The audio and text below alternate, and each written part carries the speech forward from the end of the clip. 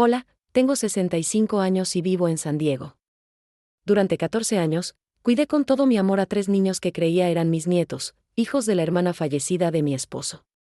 Les enseñé a hacer tortillas, los llevé a misa cada domingo, celebré cada cumpleaños como si fueran mi propia sangre. Pero todo era mentira.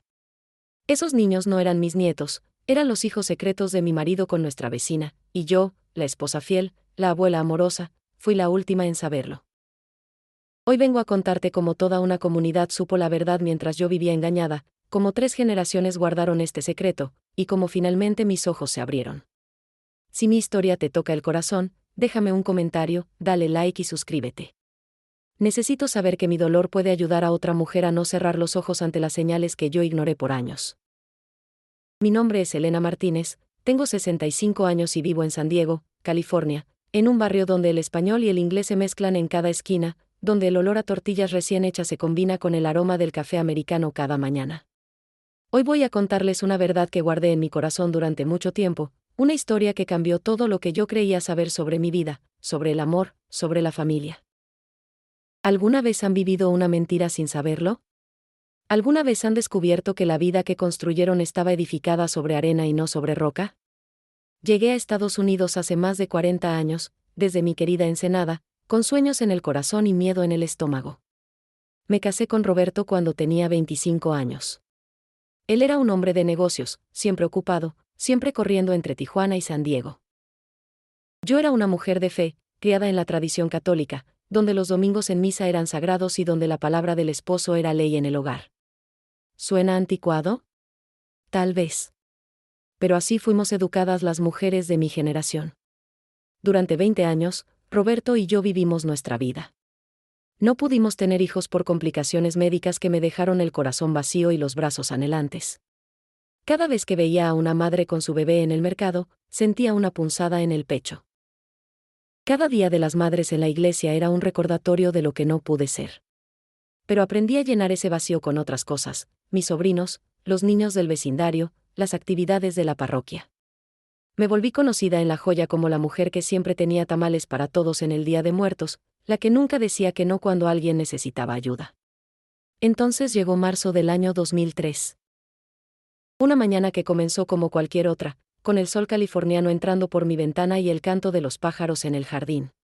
Estaba preparando café cuando sonó el teléfono. Era mi vecina, aquella mujer joven que vivía en la casa de al lado, la que había llegado al vecindario hacía algunos años. Su voz temblaba tanto que apenas podía entenderle. Pero no es momento todavía de contarles lo que dijo. Primero deben conocer cómo llegué a ese punto. 4 años antes, en 1999, Roberto llegó a casa con noticias que cambiaron nuestra vida. Su hermana había fallecido en un accidente automovilístico en México, dejando un bebé recién nacido. ¿Podíamos cuidarlo? Mi corazón se llenó de alegría y tristeza al mismo tiempo.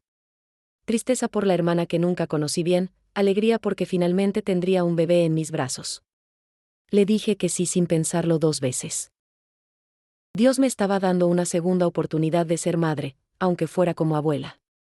Roberto explicó que había contratado a una cuidadora para el bebé, una mujer joven de Guadalajara que necesitaba trabajo y un lugar donde vivir. Le conseguimos la casa al lado de la nuestra para que estuviera cerca y yo pudiera ayudar con el bebé en cualquier momento. Su nombre era Claudia. Era tímida, apenas me miraba a los ojos, siempre nerviosa cuando yo llegaba. Pensé que era por la diferencia de edad, por respeto, por su timidez natural. El bebé se llamaba Mateo. Tenía los ojos más hermosos que había visto, de un color ámbar especial que brillaba con la luz. Desde el primer momento que lo tuve en brazos, supe que lo amaría como si fuera mío. Le canté las mismas canciones de cuna que mi madre me cantaba a mí, las mismas que había soñado cantar a mis propios hijos. El olor de su cabecita, esa fragancia única de bebé mezclada con el jabón de manzanilla que usaba para bañarlo, se convirtió en mi aroma favorito en el mundo. Los días se convirtieron en meses. Yo estaba en esa casa al lado más tiempo que en la mía propia. Cambiaba pañales, preparaba biberones, mecía a Mateo cuando lloraba en las noches. Claudia parecía agradecida pero distante. Roberto trabajaba mucho, como siempre, pero ahora tenía más reuniones, más viajes, más ausencias. Decía que necesitaba trabajar el doble para mantener al bebé, para asegurar su futuro. Yo lo entendía. O creía entenderlo. 3 años después llegó otro bebé. Roberto explicó que su hermana había tenido otro hijo antes del accidente, un niño que había estado viviendo con familiares en México pero que ahora necesitaba estar con nosotros. Se llamaba Diego. También tenía esos ojos ámbar brillantes. Es la genética de la familia, decía Roberto cuando yo comentaba sobre el parecido entre los niños. Y yo le creía. ¿Por qué no habría de creerle? Era mi esposo, el hombre con quien compartía mi vida, mi cama, mis sueños. Mi rutina cambió completamente. Ahora tenía 2 niños que cuidar, 2 razones para levantarme temprano y acostarme tarde. Les enseñaba español, les cocinaba pozole y mole como mi abuela me enseñó, les contaba historias de México, de nuestras tradiciones, de nuestra familia. En mi mente, yo era su abuela. En mi corazón, eran mis nietos. ¿Importaba que no compartieran mi sangre? El amor no se mide en genética. 4 años más tarde llegó la tercera. Una niña. Lucía. Roberto tenía la misma historia, otra hija de su hermana que finalmente podía venir con nosotros. 3 niños. Mi casa siempre llena de risas, de juegos, de vida. El vacío que había sentido durante 20 años finalmente estaba lleno. Las tardes preparando tortillas con Lucía, enseñándole a sentir la textura perfecta de la masa.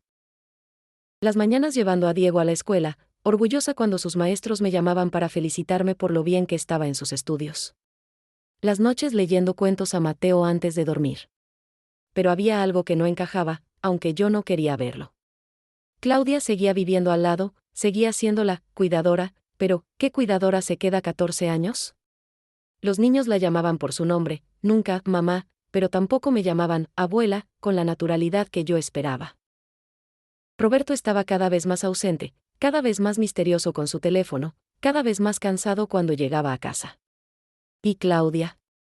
Claudia me miraba a veces con lágrimas en los ojos, como si quisiera decirme algo pero no podía. Yo elegí no ver. Elegí creer. Elegí la paz de la ignorancia sobre el dolor de la verdad. Porque en el fondo, muy en el fondo donde no me atrevía a mirar, algo me decía que si empezaba a hacer preguntas, si comenzaba a dudar, toda mi vida se derrumbaría como un castillo de naipes en el viento del desierto. Y tenía razón.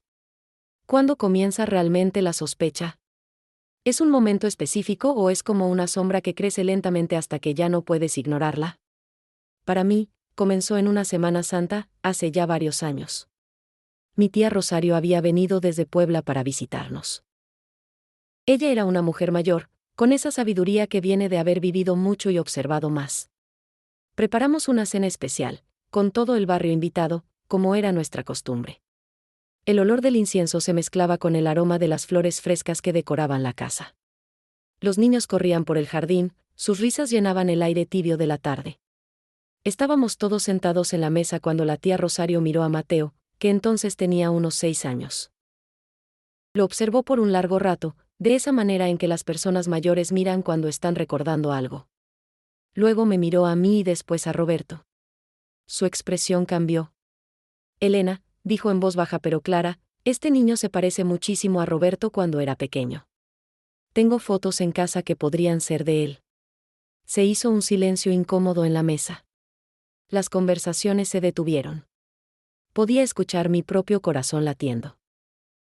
Roberto se rió, una risa que sonó forzada incluso para mis oídos que estaban acostumbrados a creer todo lo que él decía. Es la genética de nuestra familia, tía. Todos los hombres Martínez tienen esos rasgos. Rápidamente cambió el tema, empezó a hablar de negocios, de política, de cualquier cosa menos de los niños. La conversación continuó, pero algo había cambiado en mi interior. Una pequeña semilla de duda había sido plantada, aunque todavía no estaba lista para regarla. Esa noche no pude dormir. Me quedé mirando el techo de nuestra habitación, escuchando la respiración de Roberto a mi lado. ¿Podría ser posible? No, no podía pensar así. Era una traición a mi esposo, a mi matrimonio, a todo lo que habíamos construido juntos. Recé el rosario entre mis dedos hasta que el sueño finalmente llegó, pero mis sueños estaban llenos de preguntas sin respuestas. Los meses pasaron y traté de olvidar las palabras de la tía Rosario. Pero mi mente es como esas grabadoras antiguas que mi padre tenía, una vez que algo queda registrado, sigue reproduciéndose una y otra vez. Comencé a notar cosas que antes no veía. La forma en que Diego fruncía el ceño cuando estaba concentrado, exactamente como Roberto. El hábito de Lucía de morderse el labio cuando estaba nerviosa, idéntico al de mi esposo. Los tres niños tenían ese color ámbar en los ojos, ese tono tan específico que había admirado en Roberto desde que lo conocí. Un día, mientras limpiaba el estudio de Roberto buscando unos documentos que necesitaba para la iglesia, encontré una caja de zapatos vieja escondida en el fondo del armario. No soy de esas mujeres que revisan las cosas de sus esposos, créanme. Pero la caja estaba abierta, algunas fotos se habían caído al suelo. Las recogí sin pensar. Y entonces vi algo que hizo que el aire se escapara de mis pulmones. Eran fotografías de Roberto y Claudia. Juntos. No en contextos profesionales como habría esperado de un empleador y su empleada. Estaban en la playa de Rosarito, él con su brazo alrededor de ella, ambos sonriendo de esa manera en que sonríen las parejas enamoradas. Había otra foto en un restaurante de Old Town, brindando con copas de vino. Otra más en una fiesta del 5 de mayo, bailando juntos. Las fechas escritas al reverso de algunas fotos coincidían con años en que los niños ya habían nacido. Mis manos temblaban tanto que casi dejó caer las fotos. Mi mente trataba de encontrar explicaciones inocentes. Tal vez eran viejas, de antes de que ella empezara a trabajar para nosotros. Tal vez Roberto solo estaba siendo amable, llevándola a lugares públicos para que no se sintiera sola en un país extraño. Tal vez, tal vez, tal vez. ¿Cuántas veces usamos esa palabra para evitar enfrentar la verdad? Cuando Roberto llegó esa noche, le mostré las fotos con manos temblorosas. Mi voz apenas podía salir de mi garganta. ¿Qué es esto?, le pregunté. Él las miró, su rostro no mostró sorpresa ni culpa, solo una especie de cansancio. Elena, dijo con voz pausada, necesito supervisar a la persona que cuida a los hijos de mi hermana. Necesito asegurarme de que los está tratando bien, que no está usando nuestro dinero de manera inapropiada.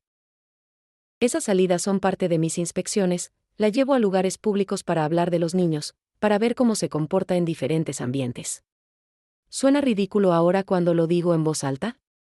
Probablemente. Pero cuando estás dentro de una situación, cuando tu vida entera depende de creer una versión de la realidad, tu mente hace gimnasia increíble para aceptar lo inaceptable.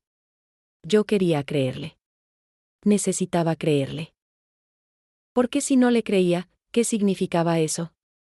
¿Que mi matrimonio era una mentira? ¿Que los niños que amaba no eran quienes yo pensaba? ¿Que toda mi vida adulta había sido construida sobre engaños? Guardé las fotos de nuevo en la caja. Nunca más hablamos de ellas. Pero quedaron grabadas en mi memoria como si las hubiera visto ayer. Cada detalle, la forma en que él la miraba en esa foto de la playa, la intimidad que sus cuerpos mostraban al bailar, las sonrisas genuinas que rara vez veía en su rostro cuando estaba conmigo. Mi corazón sabía la verdad, pero mi mente todavía se negaba a aceptarla. Los siguientes años fueron extraños.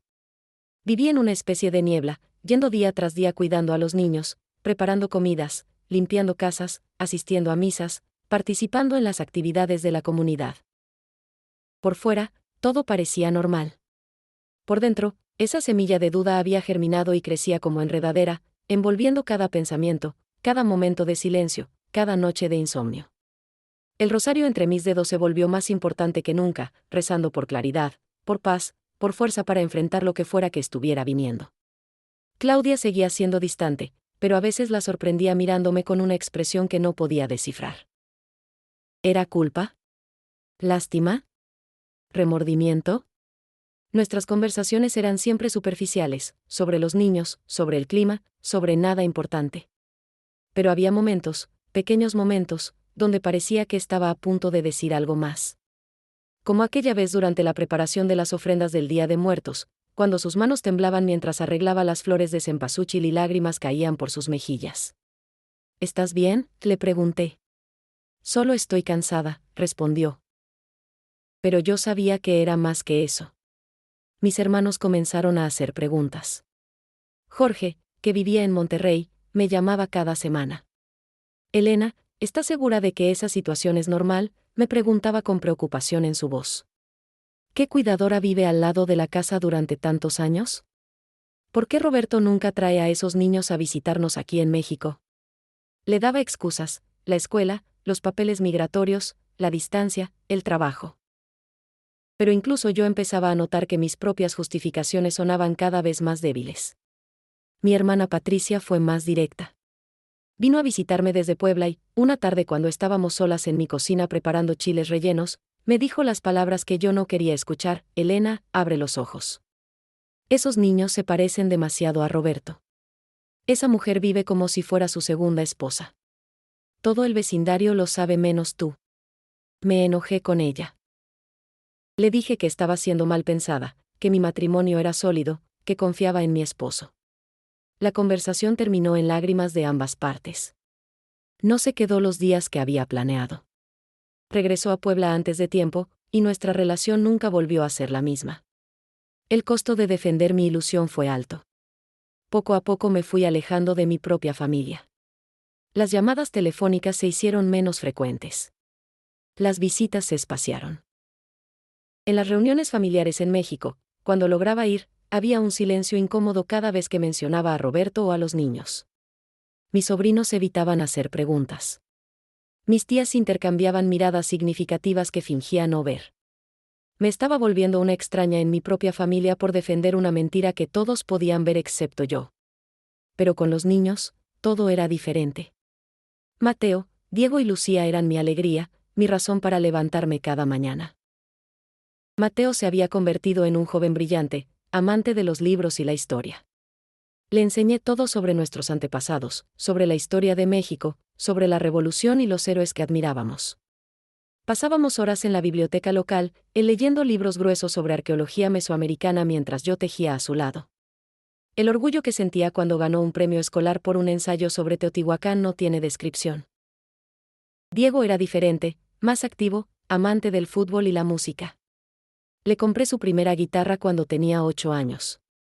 Lo llevaba a clases todos los sábados, esperando en el auto mientras él aprendía a tocar las canciones que yo cantaba de niña. En las tardes practicaba en mi sala, y yo cerraba los ojos escuchando las notas de Cielito Lindo y La Bamba llenando mi casa. Su sonrisa cuando finalmente dominaba una canción difícil iluminaba todo mi mundo. Y Lucía, mi pequeña Lucía. Ella era la más cariñosa, la que siempre me abrazaba sin razón, la que me llamaba abuelita, con más naturalidad que los otros dos. Le enseñé a cocinar, como mi propia abuela me había enseñado a mí. Juntas hacíamos tortillas a mano, sintiendo la masa perfecta entre nuestros dedos. Le mostré cómo hacer el mole especial de mi familia, con sus 27 ingredientes diferentes, el secreto pasado de generación en generación. Le compré su primer vestido de folclórico, con esos colores brillantes y las cintas largas, y lloré de emoción viéndola bailar en su primera presentación escolar. ¿Cómo podía dudarse del amor? ¿Cómo podían los lazos de sangre ser más importantes que los años de cuidados, de enseñanzas, de memorias compartidas? Cada vez que esa duda oscura trataba de crecer en mi mente, la apartaba mirando a estos 3 niños que habían llenado mi vida de significado. Ellos eran reales. Mi amor por ellos era real. ¿No era eso lo único que importaba? Pero la realidad tiene una manera de filtrarse a través de las grietas de nuestras defensas. En el 7º año, cuando Mateo tenía 8 años, hubo un evento escolar donde los padres debían presentar el árbol genealógico de sus hijos. Yo ayudé a Mateo a hacer el suyo, colocando fotos de Roberto, de su supuesta madre fallecida que nunca conocí, de nuestros antepasados. La maestra miró el trabajo y luego miró los documentos escolares. Su expresión confundida fue clara. Señora Martínez, me dijo en voz baja, los documentos que tenemos aquí dicen algo diferente sobre los padres de Mateo. Mi corazón se detuvo. Debe haber un error en sus archivos, logré decir. Ella asintió, pero su mirada compasiva decía que sabía que no era un error. Esa noche confronté a Roberto sobre los documentos escolares. Su explicación fue complicada, algo sobre leyes de guardianía y tutela, sobre beneficios escolares que solo podían obtenerse si los niños estaban registrados de cierta manera, sobre complejidades legales que yo no entendería. Esa última frase me dolió profundamente.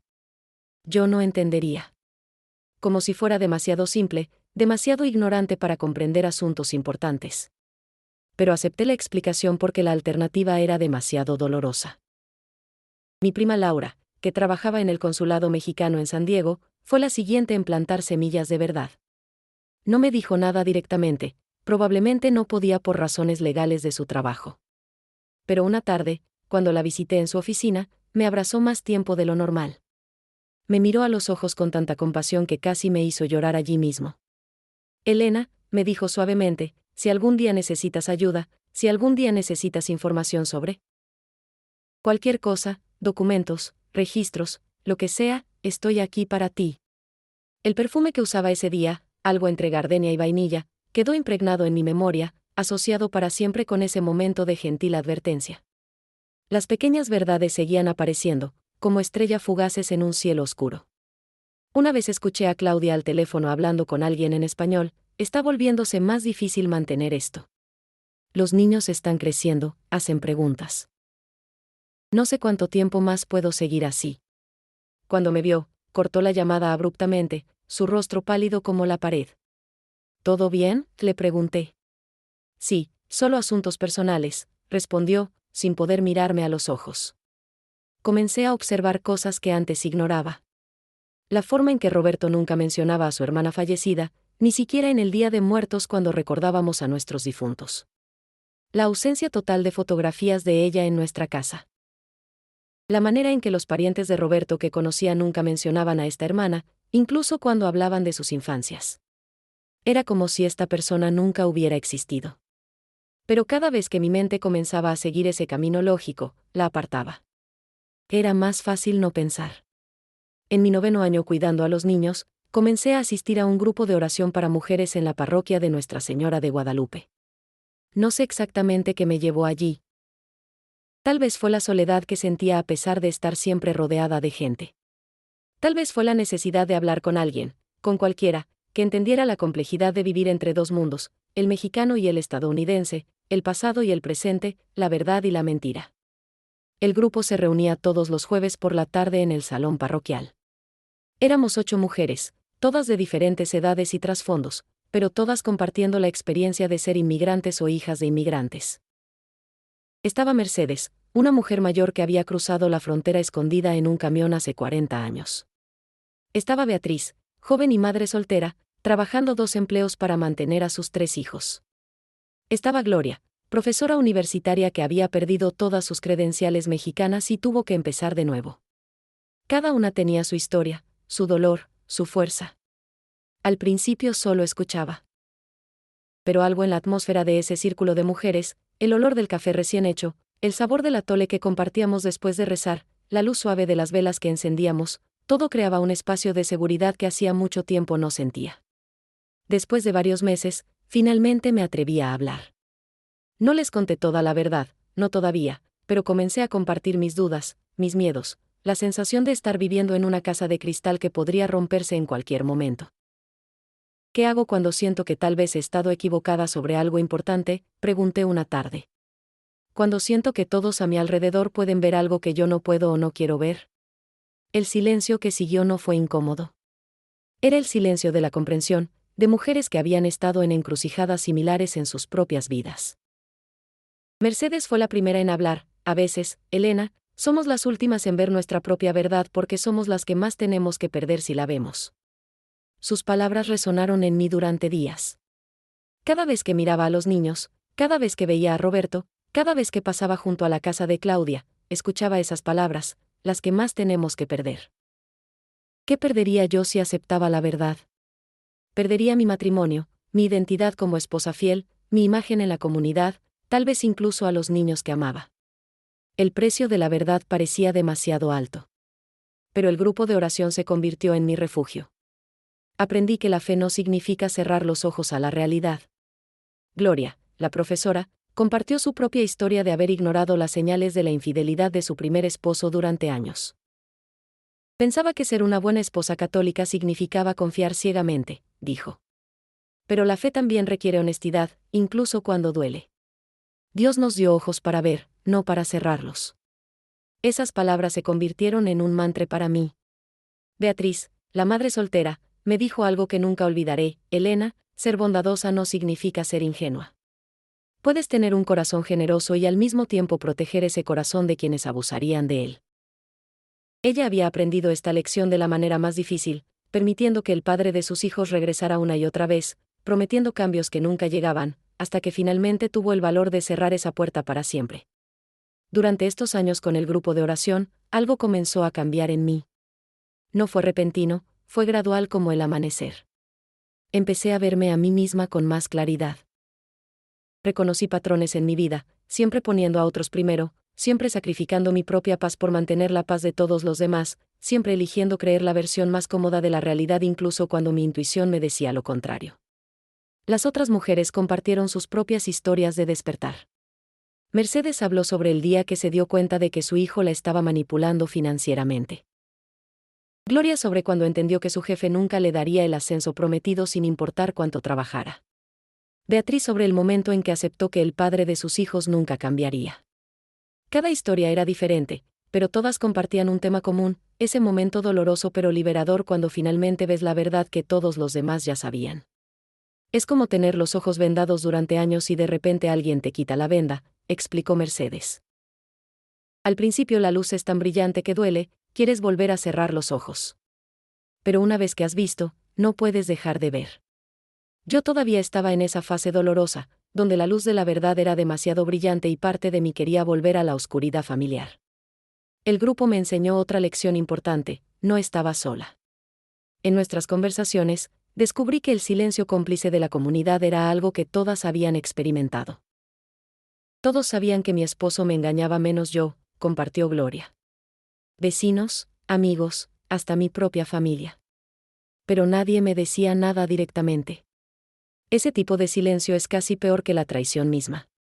Sus palabras me hicieron preguntarme, ¿cuánta gente en mi vecindario sabía? ¿Cuántos me miraban con lástima cada vez que hablaba orgullosamente de mis nietos? Aprendí sobre el concepto de dignidad mal entendida en esas reuniones. Mercedes explicó, nos enseñaron que la dignidad de una mujer está en aguantar, en ser fuerte silenciosamente, en mantener la familia unida sin importar el costo. Pero esa no es dignidad, es autodestrucción. El grupo me ayudó a cuestionar las creencias que había sostenido toda mi vida sobre lo que significaba ser una buena esposa, una buena mujer, una buena católica. Después de cada reunión, nos tomábamos un tiempo para el atole y las pláticas. Estas conversaciones informales a veces eran más valiosas que las oraciones formales. Hablábamos de nuestras vidas, de nuestras esperanzas, de nuestros miedos. Y lentamente, muy lentamente, comencé a hablar más sobre mi situación. Nunca con todos los detalles, pero lo suficiente para que estas mujeres entendieran que algo no estaba bien en mi vida. El 10º año trajo cambios que ya no pude racionalizar. Mateo tenía 11 años y empezó a hacer preguntas que ningún niño debería tener que hacer si todo fuera como decíamos que era. Abuelita, me preguntó una tarde mientras hacíamos la tarea juntos, ¿por qué nunca hay fotos de mi mamá en tu casa? ¿Por qué nunca visitamos su tumba? Mi garganta se cerró. Tu papá guarda esas memorias en privado, le duele mucho hablar de ella, respondí, repitiendo la explicación que Roberto había dado años atrás. Pero Mateo no era tonto. Podía ver en sus ojos que no estaba satisfecho con la respuesta. ¿Y por qué vivimos al lado de Claudia? ¿Por qué ella nos cuida si tú estás siempre aquí? Cada pregunta era como una aguja en mi corazón, porque yo misma no tenía respuestas reales. Es complicado, mi amor, le dije. Cuando seas mayor lo entenderás. Pero incluso mientras decía esas palabras, sabía que era yo quien necesitaba entender, yo quien estaba viviendo en la confusión. Diego, que entonces tenía 8 años, era más directo. Un día me dijo sin previo aviso, yo creo que Claudia es mi mamá de verdad. Mi corazón se detuvo. ¿Por qué dices eso?, pregunté, tratando de mantener mi voz calmada. Porque ella me mira de la manera en que las mamás miran a sus hijos en la tele. Y porque yo tengo sus mismos ojos, no los de la hermana de papá que nunca conocí. No supe qué responder. Lo abracé fuertemente, tal vez demasiado fuerte, como si al sostenerlo físicamente pudiera mantener intacta la historia que nos habíamos estado diciendo. Lucía, la más pequeña con solo 5 años, era la única que todavía aceptaba todo sin cuestionar. Pero incluso ella empezaba a notar cosas. ¿Por qué papá pasa tanto tiempo en la casa de Claudia?, preguntó una tarde. está revisando que todo esté bien para ustedes, expliqué. Pero nosotros estamos aquí contigo, no allá, respondió con esa lógica simple de los niños que a veces es la más devastadora. Ese mismo año, una trabajadora social vino a la escuela para dar una charla sobre estructuras familiares. Los niños tenían que hacer un proyecto sobre su familia. Mateo vino a casa confundido. Abuelita, la trabajadora social dijo que nuestro tipo de familia es no tradicional, y que está bien, pero que es importante ser honesto sobre quién es quién. ¿Qué quiso decir?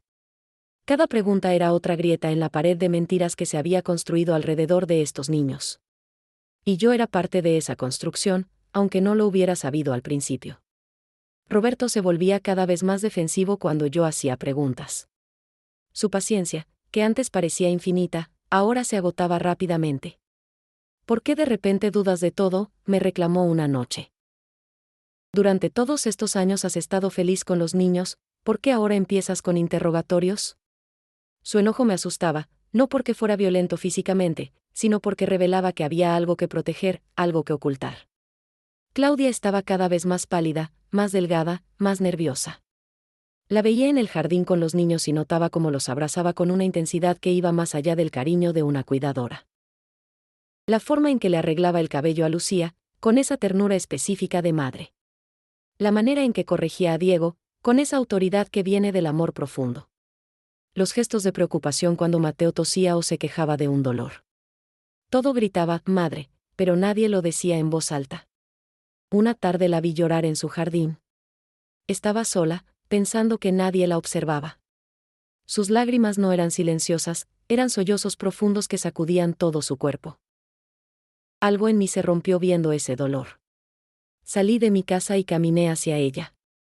Cuando me vio, trató de secarse las lágrimas rápidamente, de componer su rostro.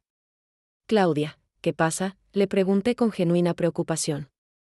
Ella me miró, y por primera vez en todos esos años, nos miramos realmente a los ojos. Elena, yo. Comenzó a decir, pero entonces Roberto apareció de la nada. Claudia necesita descansar, dijo firmemente. Ha estado trabajando mucho. Me tomó del brazo y me llevó de vuelta a nuestra casa. Esa noche no pude dejar de pensar en su mirada. Había tanto allí, culpa, tristeza, súplica, miedo. ¿Súplica de qué? ¿Perdón? ¿Comprensión? ¿Rescate? Las lágrimas que yo misma había estado conteniendo durante años finalmente salieron. Lloré silenciosamente en el baño, con la ducha abierta para que Roberto no me escuchara.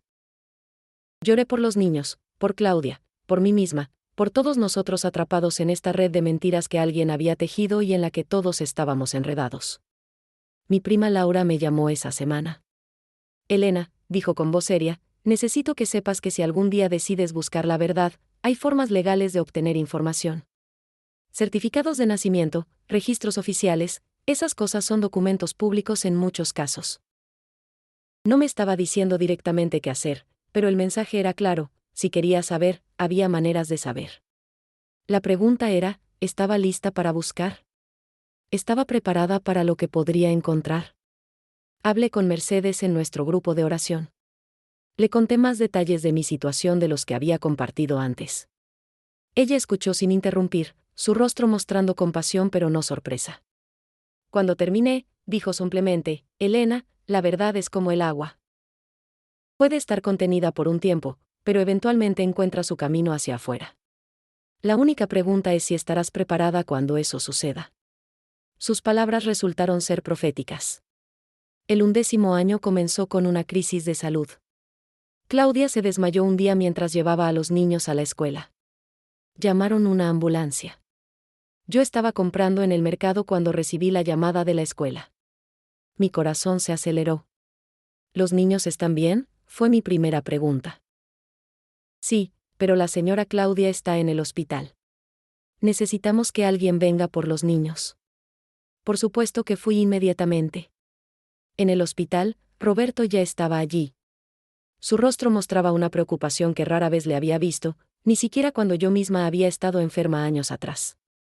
Estaba hablando con los doctores, dando información médica, respondiendo preguntas sobre el historial de salud de Claudia con un nivel de detalle que me sorprendió. ¿Cómo sabía que ella era alérgica a ciertos medicamentos? ¿Cómo conocía sobre sus problemas de presión arterial? Un empleador no sabría estas cosas sobre una empleada. Un esposo sí. Claudia fue hospitalizada por 3 días. Durante ese tiempo, su casa quedó vacía. Los niños se quedaron completamente conmigo, incluso para dormir, algo que no había pasado en todos esos años. La primera noche, Lucía se despertó llorando. Quiero a Claudia, sollozaba. No, quiero a mi cuidadora, quiero ir a casa. Solo, quiero a Claudia, con esa urgencia infantil que no puede ser fingida. La consolé, pero cada lágrima suya era un testimonio de una verdad que yo había estado negando. Mateo, que ahora tenía 12 años, estaba callado y preocupado. Abuelita, ¿Claudia se va a morir?, me preguntó con los ojos llorosos. No, mi amor, solo está cansada y necesita descansar, le aseguré. No puede morir, dijo con voz quebrada.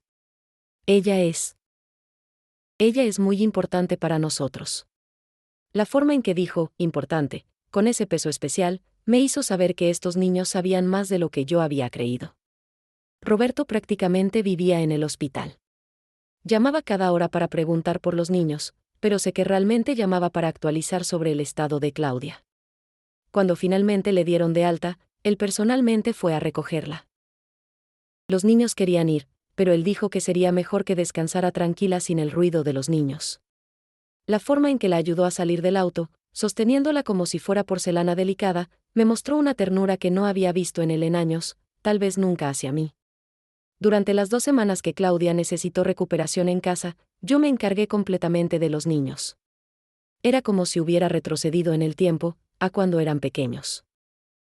Pero ahora eran más grandes, más conscientes, más capaces de expresar sus sentimientos. ¿Cuándo podremos ver a Claudia?, preguntaban constantemente. Extraño su casa, decía Lucía. Extraño cómo ella nos hace el desayuno, añadía Diego. Cada comentario era otra revelación de cuán central era Claudia en sus vidas, de maneras que iban mucho más allá de una simple cuidadora. Una tarde, mientras organizaba cosas para llevarles a la casa de al lado, encontré un dibujo que Lucía había hecho en la escuela. Era un proyecto titulado Mi familia. En el dibujo había 3 figuras pequeñas etiquetadas, Mateo, Diego, y yo. 2 figuras grandes a los lados etiquetadas, papá y mamá. Y una figura más pequeña a un lado con una corona dorada etiquetada, abuelita Elena, el ángel que nos cuida. Mi corazón se partió en 2 formas diferentes. Dolor porque, mamá, claramente no era yo en su mente. Amor porque aún así tenía un lugar especial en su visión de familia. Pero lo que más me impactó fue la figura de mamá. Tenía cabello oscuro largo, como Claudia. Tenía un vestido verde, el color favorito de Claudia. Los niños no son tontos. Los niños saben. Siempre supieron. Y el hecho de que una niña de 6 años dibujara esto con tanta claridad me mostró que la mentira que creíamos estar protegiendo en realidad no existía para ellos. Solo existía para mí. Cuando Claudia finalmente se sintió mejor, hubo un reencuentro entre ella y los niños que me hizo ver todo con claridad dolorosa. Los 3 corrieron hacia ella, la abrazaron, lloraron de alegría. Ella los sostuvo con una intensidad maternal innegable, besando sus cabezas, revisándolos para asegurarse de que estuvieran bien, murmurando palabras de amor en sus oídos. Yo estaba de pie a un lado, observando una escena que debería haberme llenado de alegría pero que en cambio me llenó de una tristeza profunda y un reconocimiento inevitable. No era ciega. Solo había estado cerrando los ojos.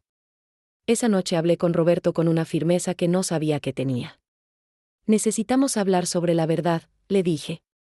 Los niños merecen la verdad. Yo merezco la verdad. Él trató de mantener la fachada, de darme las mismas explicaciones de siempre. Pero yo ya no estaba dispuesta a aceptarlas. Roberto, dije mirándolo directamente a los ojos, he vivido 14 años en una mentira. Dame al menos el respeto de la honestidad ahora. Vi algo cambiar en su expresión. Tal vez cansancio. Tal vez alivio. Tal vez ambos. Roberto se sentó en nuestro sofá, ese mismo sofá donde habíamos pasado tantas noches viendo televisión, donde habíamos planeado nuestro futuro, donde habíamos sido felices o al menos yo había creído que éramos felices. Tomó aire profundamente y comenzó a hablar. Elena, tuve una relación con Claudia, dijo finalmente las palabras que parte de mí había sabido desde hace años. Fue un error, un momento de debilidad. Los niños son míos, sí. Pero esa relación terminó hace mucho tiempo. Cuando nacieron los niños, la contraté para cuidarlos mientras yo trataba de arreglar mi vida, de volver a ser el esposo que tú mereces. ¿Pueden creerlo? Incluso en su confesión, había más mentiras. ¿Por qué si la relación había terminado hace mucho tiempo, por qué él pasaba tanto tiempo en esa casa? ¿Por qué esa preocupación extrema cuando ella se enfermó? ¿Por qué esa familiaridad, esa intimidad que era obvia para cualquiera que realmente mirara? Pero en ese momento, sentada en mi sofá con mi mundo desmoronándose, parte de mí quería creer esta versión. Una aventura que terminó. Un error. Algo que podíamos superar. ¿Por qué no me dijiste la verdad cuando nacieron?, pregunté con lágrimas cayendo por mi rostro. Porque tenías un corazón tan grande, Elena, respondió. Porque sabía que si te decía que había tenido un hijo fuera del matrimonio, tú igualmente amarías al bebé. Y tenía razón, ¿no es cierto? Has amado a esos niños como si fueran tus propios nietos. Su lógica era tan retorcida que casi era brillante. Usó mi bondad como justificación para su engaño. ¿Y la historia de tu hermana fallecida?, pregunté. Nunca tuve una hermana, admitió sin emoción aparente. Fue más fácil que explicar la verdad complicada. Más fácil para él, tal vez. Pero para mí significó años viviendo en una historia ficticia, llorando por una mujer que nunca existió, contándoles a los niños sobre una madre que era pura invención. ¿Y Claudia? ¿Ella sabía? Ella no tenía opción, dijo Roberto. Necesitaba mi apoyo financiero, un lugar donde vivir. Accedió al arreglo para el bien de los niños. Sentí tanta rabia en ese momento. Rabia contra Roberto por su traición, por sus mentiras, por usar mi amor como herramienta de manipulación. Rabia contra Claudia por participar en el engaño, aunque entendía que su posición era vulnerable. Rabia contra mí misma por haber sido tan ciega, tan confiada, tan dispuesta a creer. Y la rabia dolía casi tanto como la tristeza porque nunca había sido una persona enojada. La rabia se sentía extraña en mi cuerpo, como ropa que no era mi talla. ¿Los niños saben?, pregunté. Roberto miró hacia abajo. Tienen sospechas. Son inteligentes. Pero les he dicho que la situación es complicada, que cuando sean mayores lo entenderán. Otra mentira, otra evasión. Esos niños habían vivido en confusión durante años, sin poder llamar a su madre, mamá, sin poder expresar la verdad de sus sentimientos. Y yo había sido parte de ese sistema sin saberlo. Les había enseñado a llamarme abuelita, cuando tal vez lo que realmente necesitaban era poder llamar a su verdadera madre por su nombre real. Pasamos horas hablando esa noche. Lloré tanto que sentía que no tenían más lágrimas en mi cuerpo. Roberto también lloró, tal vez lágrimas genuinas de remordimiento, tal vez lágrimas de alivio por finalmente haber confesado. No estaba segura y ya no confiaba en mi capacidad de leer sus emociones. ¿Qué hacemos ahora?, pregunté finalmente cuando el cielo comenzaba a aclararse con el amanecer. Tratamos de sanar, dijo. Yo terminaré cualquier contacto con Claudia más allá de lo necesario para los niños. Nos enfocaremos en nuestro matrimonio. Podemos superar esto. Pero algo en mí había cambiado fundamentalmente esa noche. Era como si hubiera estado durmiendo durante 14 años y finalmente me hubiera despertado. Y lo que veía en la luz fría de ese amanecer no era un matrimonio que pudiera ser salvado, sino los restos de algo que tal vez nunca había sido real de la manera que yo pensaba. Necesito tiempo, le dije. Necesito pensar. Él asintió, probablemente aliviado de que no le estuviera pidiendo que se fuera inmediatamente. Los días siguientes fueron extraños. Roberto se esforzaba por ser el esposo atento que nunca había sido consistentemente. Llegaba temprano del trabajo, traía flores, preguntaba sobre mi día.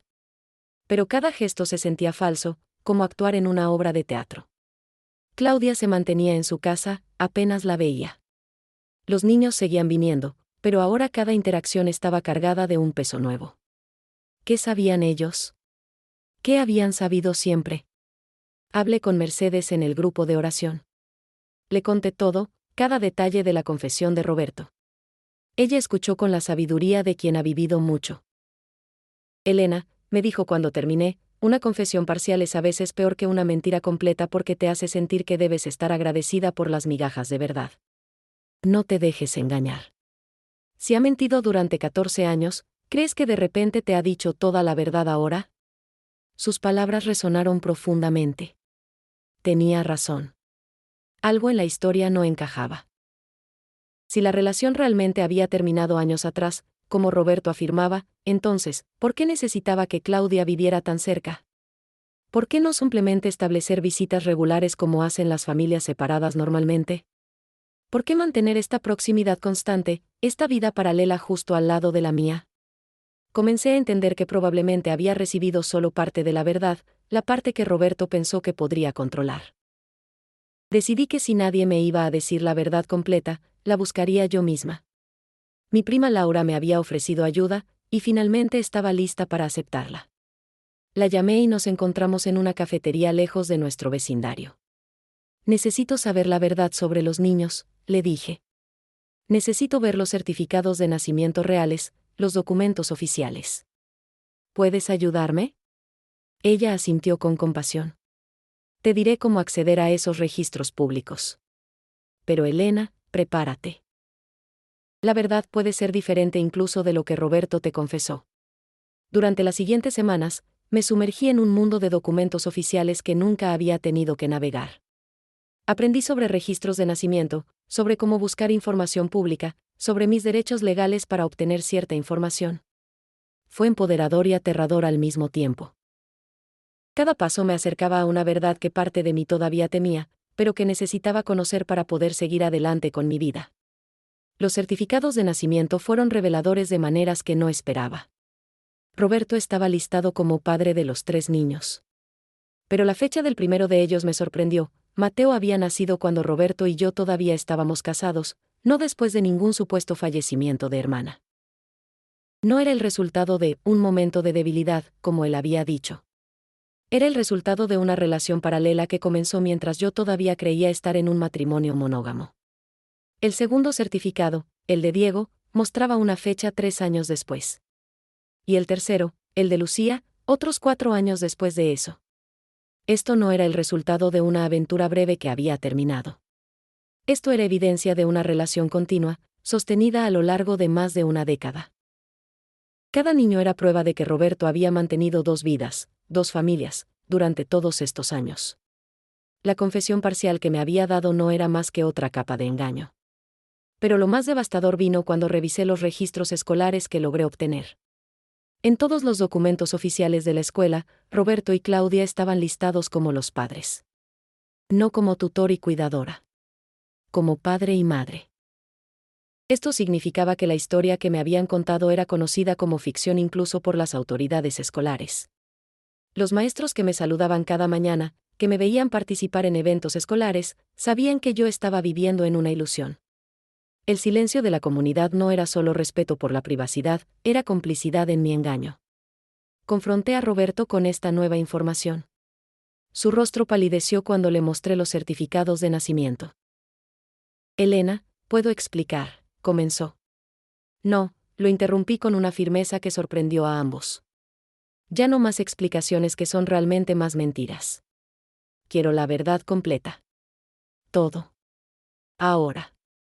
Tal vez fue el tono de mi voz, tal vez fue que finalmente vio que ya no era la mujer ingenua que había sido, pero algo en él se rindió. La relación con Claudia nunca terminó, admitió finalmente, las palabras cayendo entre nosotros como piedras. Llevo 14 años manteniendo 2 familias, 2 hogares. Amo a ambas de maneras diferentes.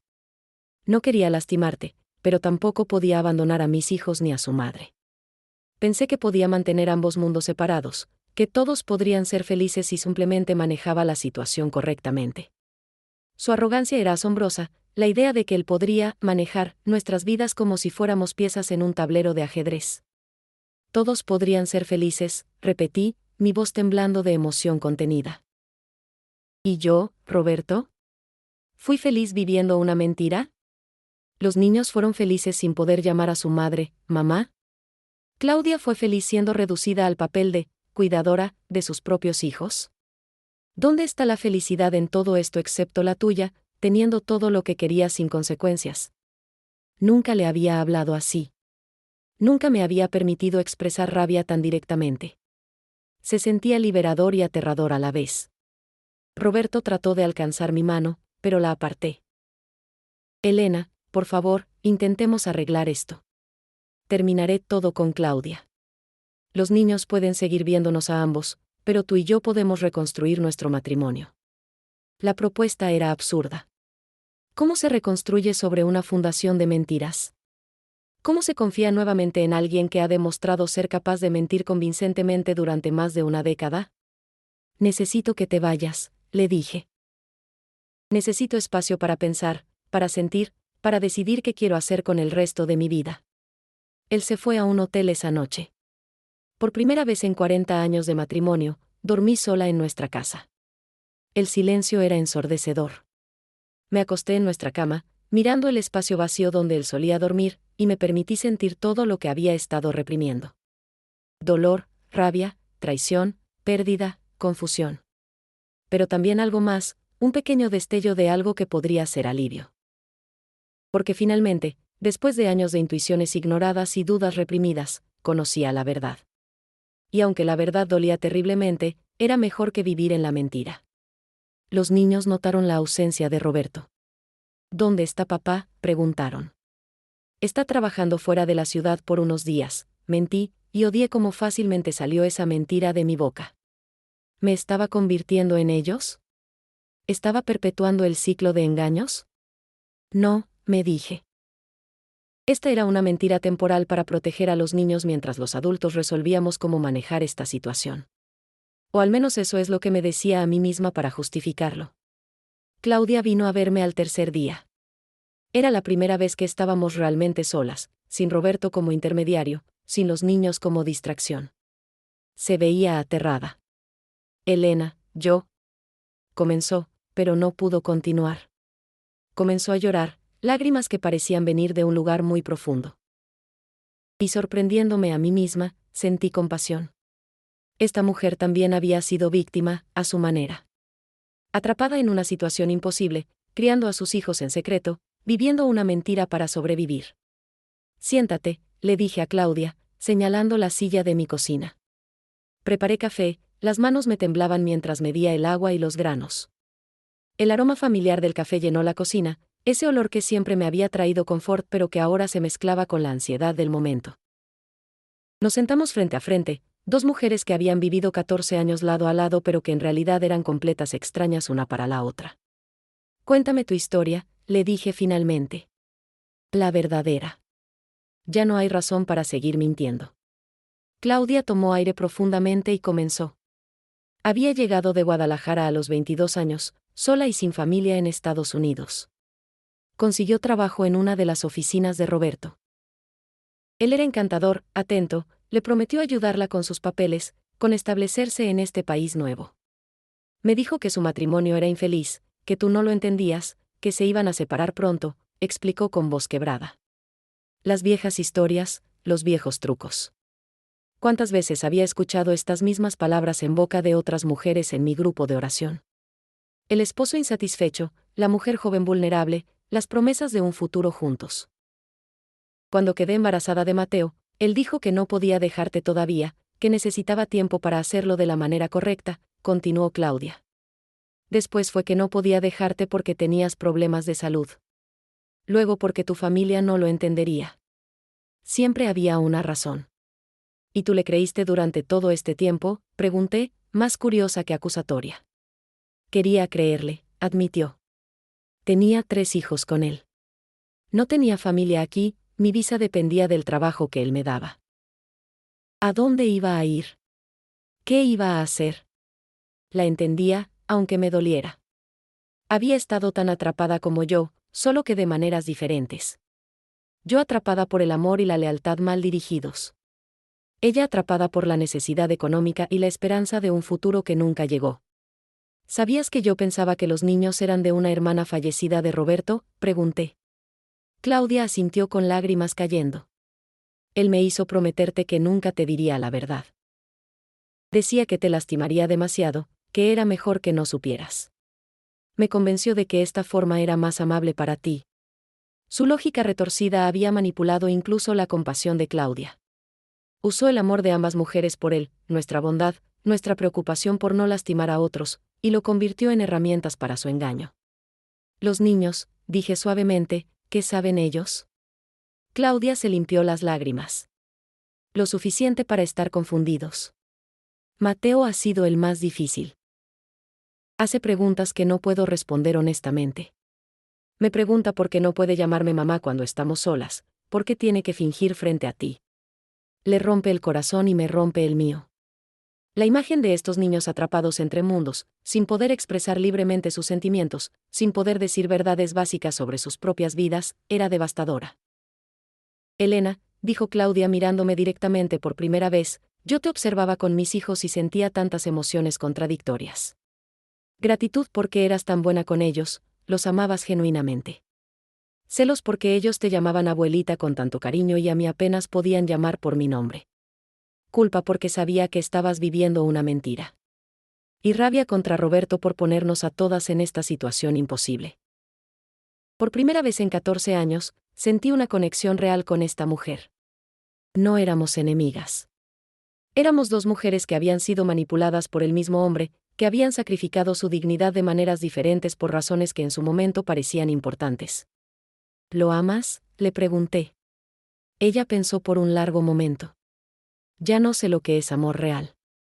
Lo que siento por él está tan mezclado con dependencia, con años de esperar, con la madre que soy de nuestros hijos. Tal vez en algún momento lo amé. Ahora solo quiero que mis hijos puedan vivir en la verdad. Hablamos durante horas ese día.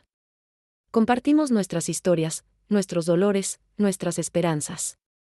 Descubrí que Claudia era inteligente y talentosa, que había dejado una carrera prometente en México por la promesa del amor.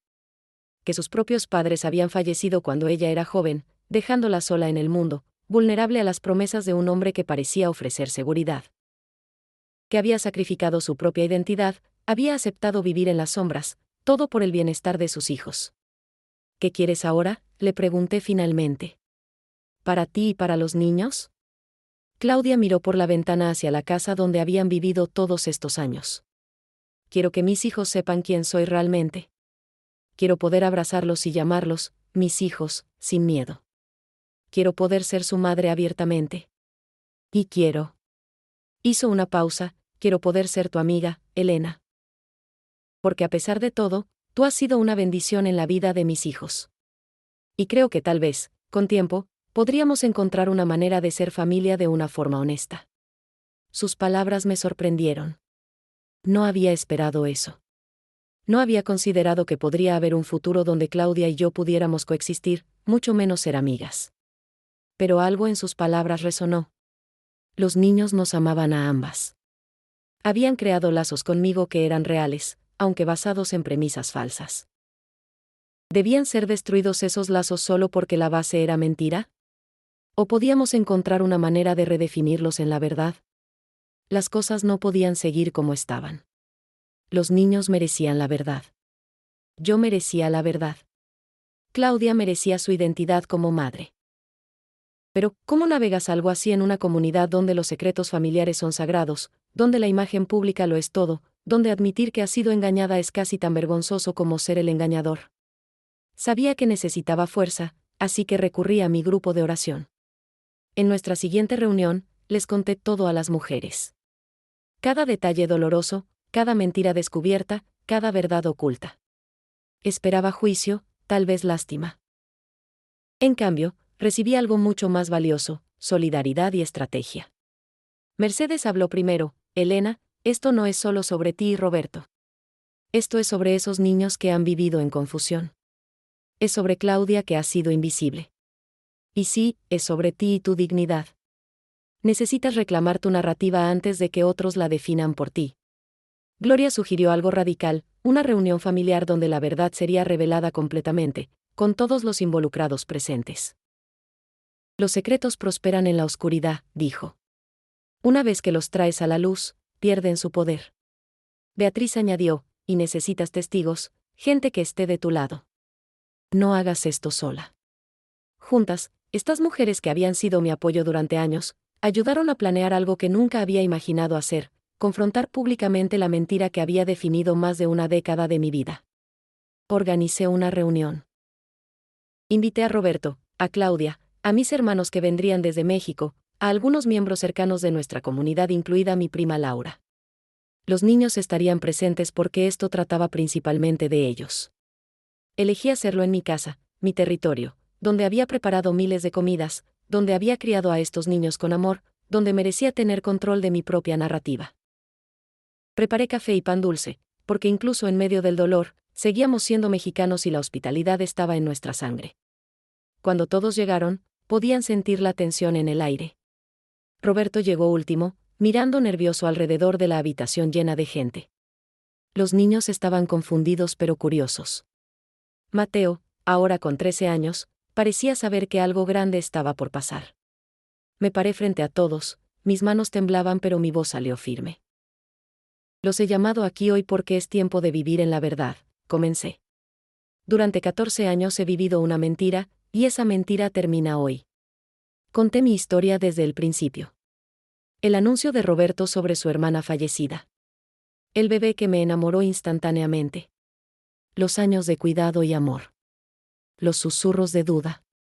El descubrimiento gradual de la verdad. Y finalmente, la revelación completa de que Roberto había mantenido 2 familias, que Claudia no era una cuidadora sino la madre de estos niños, que yo había sido engañada por todos los adultos en esta situación. Mientras hablaba, podía ver reacciones diferentes. Mis hermanos mostraban rabia. Mi prima Laura asentía con comprensión. Algunos vecinos parecían incómodos, probablemente porque ya sabían y nunca dijeron nada. Cuando terminé mi historia, miré a los niños. Mateo tenía lágrimas en sus ojos. ¿Así que Claudia es nuestra mamá de verdad?, preguntó con voz quebrada. Sí, mi amor, respondí con gentileza. ¿Y yo soy? Tú eres nuestra abuelita del corazón, lo interrumpió. ¿Por qué nos has amado como si fuéramos tus nietos reales, verdad? Su comprensión me rompió y me reparó al mismo tiempo. Así es. Mi amor por ustedes siempre ha sido real, aunque la situación no lo fuera. Lucía, la más pequeña, se levantó y caminó hacia Claudia. ¿Puedo llamarte mamá ahora?, preguntó con esa simplicidad infantil que va directo al corazón. Claudia sollozó, asinitó, y tomó a su hija en sus brazos por primera vez públicamente como madre.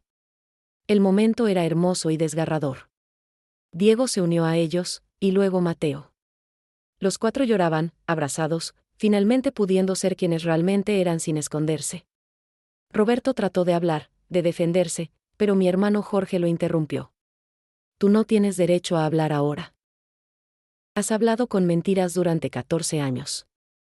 Ahora solo escuchas. La firmeza en su voz era protectora, la voz de un hermano defendiendo a su hermana. Roberto se sentó, su rostro mostraba vergüenza, o tal vez solo incomodidad por ser finalmente expuesto. Ya no podía leer sus emociones y me di cuenta de que tal vez nunca pude. Mi prima Laura se paró. Como representante del consulado, su voz tenía peso de autoridad. Roberto Martínez, lo que has hecho va más allá de la infidelidad marital. Has manipulado documentos, has creado situaciones de ambigüedad legal que han afectado a tus hijos, has involucrado a toda una comunidad en tu engaño. Habrá consecuencias legales que discutir. Su tono profesional cortó a través de la emoción de la habitación, recordándonos a todos que esto no era solo un drama familiar sino algo con implicaciones legales serias. La reunión continuó durante horas. Diferentes personas compartieron sus perspectivas. Algunos vecinos finalmente admitieron que habían sospechado pero no sabían cómo decirme. Otros confesaron que Roberto les había pedido mentir o mantener secretos. El cuadro que emergió era de un hombre que había orquestado un engaño masivo, manipulando a docenas de personas para mantener su doble vida. Y yo, la esposa leal, había sido la última en saber, protegida por su mentira pero también la más lastimada por ella. En los días después de la reunión, algo inesperado sucedió. Mi hermano Jorge, quien había sido el más vocal en su rabia contra Roberto, vino a hablar conmigo en privado. Elena, necesito pedirte perdón, dijo con voz humilde. ¿Perdón por qué?, pregunté confundida. Por no haberte dicho nuestras sospechas años atrás. Patricia y yo lo discutimos tantas veces. Veíamos las señales, pero no queríamos interferir. Respetamos tu matrimonio más de lo que respetamos tu derecho a saber la verdad. Y ese fue nuestro error. Sus palabras abrieron una puerta que yo no sabía que necesitaba abrirse. Perdonar no era solo algo que Roberto necesitaba de mí. Era algo que muchas personas necesitaban, incluyendo algunos que yo ni siquiera sabía que necesitaban perdón. Mi familia había fallado en protegerme, pero lo habían hecho desde un lugar de no querer causar dolor. Los vecinos habían permanecido en silencio, pero siguiendo normas culturales que todos aprendimos sobre no meterse en asuntos familiares ajenos. Incluso Claudia, quien participó en el engaño, lo hizo desde un lugar de supervivencia y esperanza mal dirigida. Pero la persona más difícil de perdonar era yo misma. ¿Cómo había sido tan ciega? ¿Por qué ignoré tantas señales obvias? ¿Por qué mi necesidad de creer fue más fuerte que la evidencia frente a mí? Mercedes, mi amiga del grupo de oración, me ayudó a entender. Elena, no fuiste ciega. Fuiste confiada. Y la confianza no es debilidad, es un regalo. Roberto abusó de ese regalo, pero eso no significa que darlo fuera un error. No dejes que su traición te robe tu capacidad de confiar en el futuro. Los niños comenzaron un proceso de ajuste que sería largo. Mateo, especialmente, luchaba con sentimientos complejos. Vino a visitarme una tarde, solo él, sin sus hermanos. Abuelita Elena, comenzó, usando todavía ese título que había usado durante años, estoy enojado con papá por mentir. Estoy feliz de finalmente poder llamar a mamá, mamá. Pero también me siento raro porque parte de mí siente que te traicioné a ti al saber la verdad y no decirte.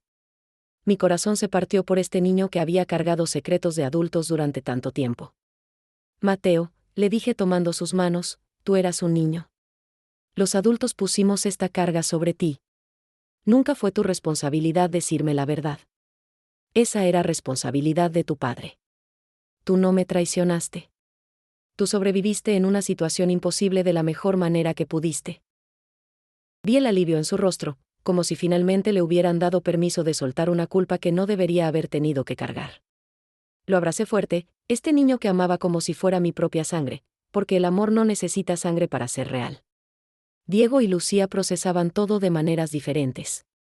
Diego, ahora de 10 años, parecía casi aliviado de que finalmente todo estuviera en el abierto. Ya no tengo que recordar qué historia contar a quién, me dijo con honestidad desarmante. Es más fácil así, aunque sea raro. Lucía, con 7 años, era demasiado joven para entender todas las complejidades. Para ella, lo importante era que ahora podía llamar a Claudia, mamá, y todavía tenerme como su abuelita Elena. Los niños tienen una capacidad de adaptación que los adultos a menudo perdemos. Claudia y yo comenzamos a construir una relación nueva, basada en honestidad por primera vez.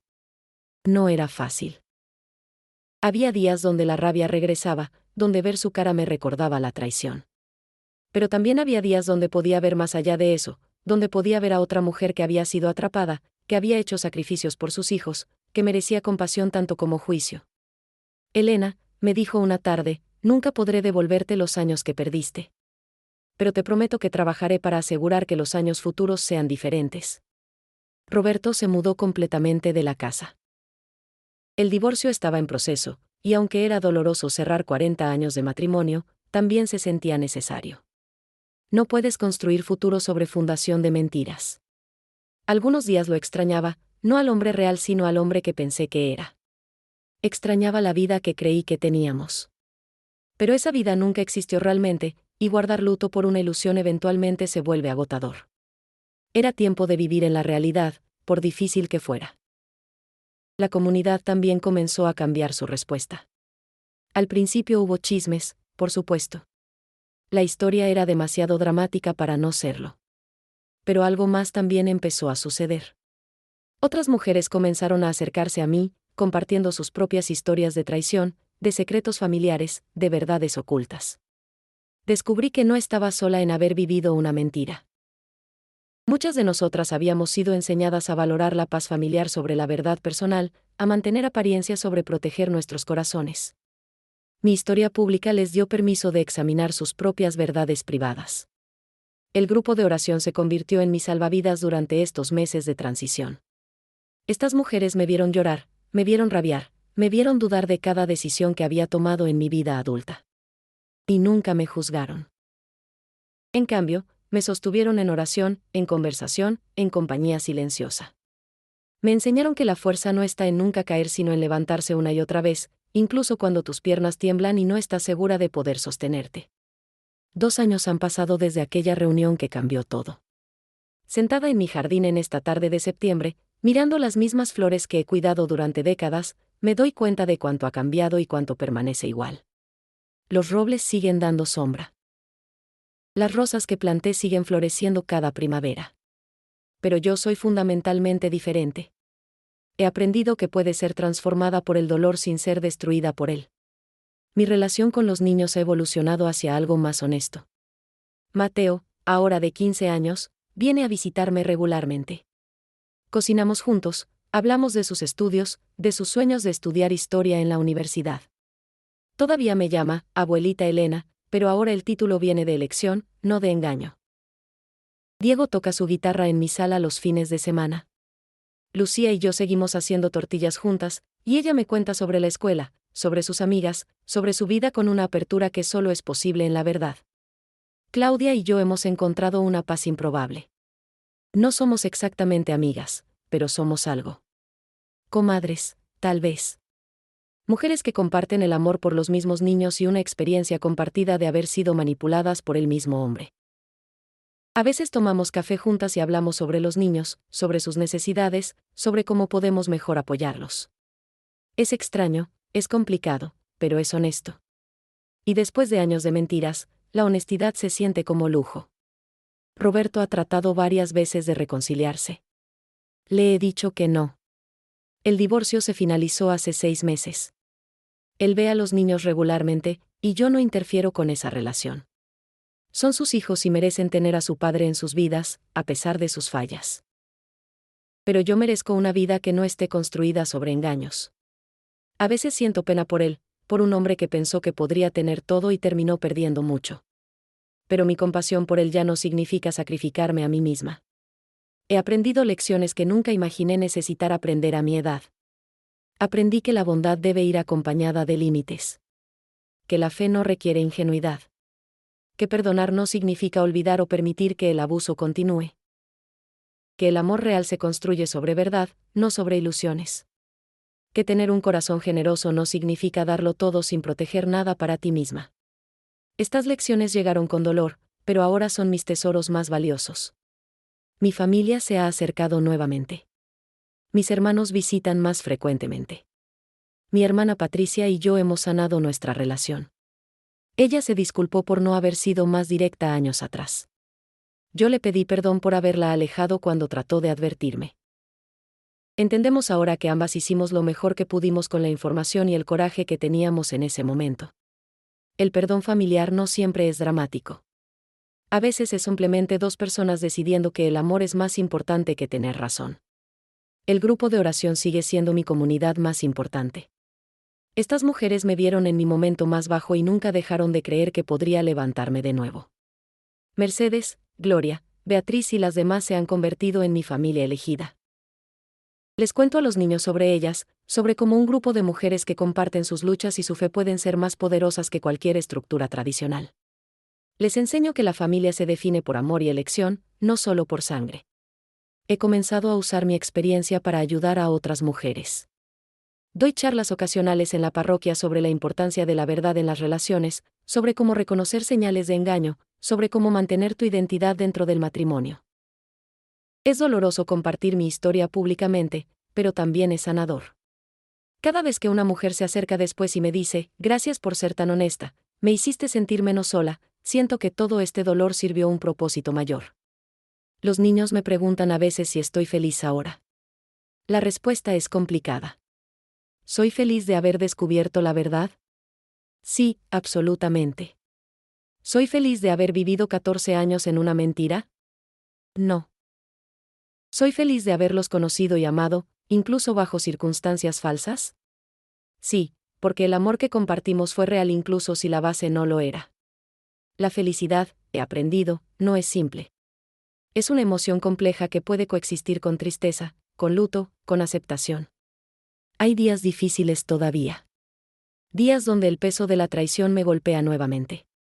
Días donde me pregunto si alguna vez confiaré completamente en alguien otra vez. Días donde la soledad de estar sola a los 67 años se siente abrumadora. En esos días, camino por mi jardín, rezo mi rosario, llamo a Mercedes o a mis hermanos. Me recuerdo que elegir la verdad sobre la ilusión fue un acto de coraje, y el coraje no siempre se siente bien pero siempre es correcto. También hay días buenos. Días donde Lucía llega corriendo desde la escuela para mostrarme su calificación alta. Días donde Mateo me pide consejo sobre una decisión importante. Días donde Diego toca una canción nueva que aprendió y me dedica. Días donde Claudia me envía un mensaje simple: gracias por amar a mis hijos. Días donde miro alrededor de mi vida, con toda su complejidad honesta, y siento paz. No la paz de la ignorancia, sino la paz más profunda que viene de vivir en la verdad. He renovado mi casa. Pinté las paredes de colores nuevos. Cambié los muebles que Roberto y yo compramos juntos. Planté nuevas flores en el jardín. Estos cambios son simbólicos, supongo. Estoy creando un espacio que es totalmente mío, que no está lleno de memorias de una vida que nunca fue real. Los niños ayudaron con algunos proyectos. Mateo pintó una pared conmigo. Lucía eligió las flores nuevas. Diego instaló estantes para mis libros. Están ayudándome a construir mi vida nueva mientras yo los ayudo a navegar sus propias verdades. El futuro ya no me asusta como antes. Durante años, mi futuro estuvo definido por mi papel como esposa de Roberto, como abuelita de niños que creía eran una cosa y resultaron ser otra. Ahora mi futuro está abierto, indefinido, lleno de posibilidades que nunca consideré. Tal vez viajaré más. Tal vez tomaré clases en la universidad comunitaria. Tal vez me involucraré más en trabajo comunitario. O tal vez simplemente viviré tranquilamente, disfrutando mis jardines, mis niños, mi verdad. La belleza es que ahora tengo elección. Le digo a otras mujeres que enfrentan traiciones similares: la verdad te libertará, pero primero te romperá. Y está bien. Necesitamos rompernos a veces para poder reconstruirnos más fuerte, más sabia, más auténticamente. El proceso de descubrir que tu vida ha sido una mentira es devastador. Pero el proceso de construir una vida nueva sobre fundamento de verdad es empoderador. No cambiaría el dolor que experimenté porque ese dolor me trajo a donde estoy ahora, más fuerte, más completa, más yo misma de lo que nunca fui. Los niños son mi mayor alegría y mi mayor lección. Ellos me enseñaron que el amor no requiere sangre, que la familia puede ser elegida, que la verdad eventualmente encuentra su camino hacia la luz. Me enseñaron resiliencia, observando cómo navegaron su propia confusión con gracia. Me enseñaron perdón, viendo cómo eligieron amar a todos los adultos en sus vidas a pesar de nuestras fallas. Son mi legado, no de sangre sino de corazón, y ese legado es más valioso de lo que nunca imaginé. Al cerrar este capítulo de mi vida y comenzar otro, cargo conmigo todas las lecciones aprendidas. La más importante: vive en la verdad, incluso cuando duele. Porque una vida vivida en la verdad, por difícil que sea, siempre será más auténtica, más significativa, más tuya que una vida vivida en la ilusión, no importa cuán cómoda sea esa ilusión. Y al final, lo único que realmente poseemos es nuestra verdad, nuestra integridad, nuestra capacidad de mirar en el espejo y reconocer a la persona que nos mira. Esta es mi historia. Una historia de traición, sí. Pero también una historia de supervivencia, de redescubrimiento, de fuerza que no sabía que tenía. Una historia que espero inspire a otras mujeres a buscar su verdad, a reclamar su narrativa, a vivir auténticamente incluso cuando es aterrador. Porque al final del día, la verdad no solo te liberta. La verdad te devuelve a ti misma. Y eso es el regalo más grande de todos.